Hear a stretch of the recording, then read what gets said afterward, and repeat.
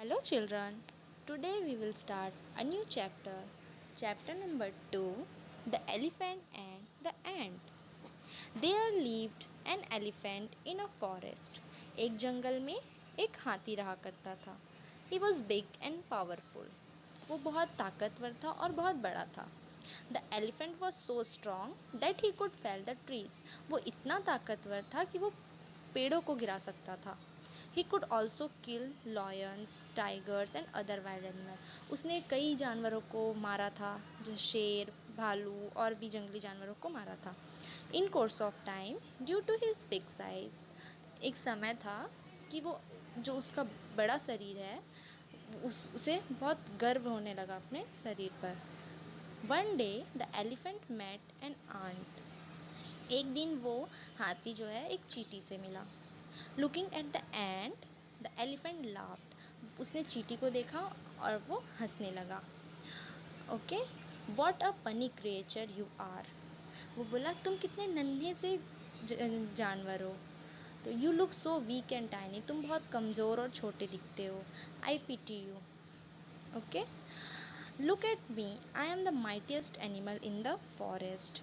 उसने बोला चींटी को कि तुम मुझे देखो, मैं सबसे ताकतवर जानवर हूँ पूरे जंगल में. Okay, then we will move to the next page. I can do anything in the world. मैं कुछ भी कर सकता हूँ इस दुनिया में, ऐसा उस हाथी ने कहा.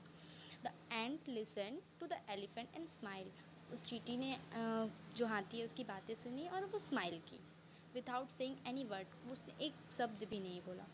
Very soon dark clouds gathered in the sky. जल्द ही आसमान में काले बादलों ने घेर लिया. It began to drizzle. फिर उतने में ही बूंदाबांदी होने लगी. The elephant and the ant move into a nearby cave to take shelter there.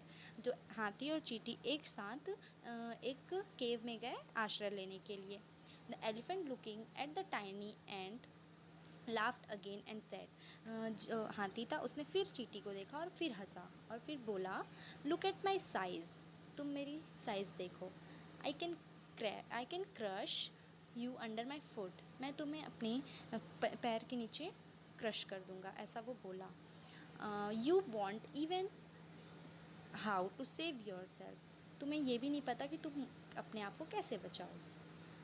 Feeling proud of its size and strength. वो हाथी बहुत प्राउड फील करता था अपने साइज़ और स्ट्रेंथ को लेकर. The elephant started dancing in the cave. जो हाथी था वो उस केव में, गुफे में डांस करना स्टार्ट कर दिया. Due to thumping of its heavy feet. जो उसके पैर का जो थपा रहा था, वो उसका बड़ा बड़ा पैर. A big stone lying at the top the cave fail in front of the cave. जो उसके डांस करने की वजह से एक बड़ा सा पत्थर ऊपर से गिरा और जो केव का सामने फ्रंट था वहाँ पे गिर गया और पूरा वो कवर हो गया cave. The elephant walked proudly towards the stone. वो बहुत प्राउडली स्टोन की तरफ बढ़ने लगा.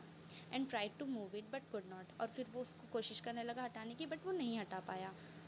It tried with all it's might. वो अपनी सारी ताकत लगा के उसको हटाने की कोशिश किया, बट ऑल इन वेन. पर वो कुछ काम नहीं आया, बिल्कुल नहीं हटा, हिला भी नहीं. The elephant could not come out of the cave. फिर वो केव से बाहर नहीं निकल पा रहा था. However the ant due to its tiny size.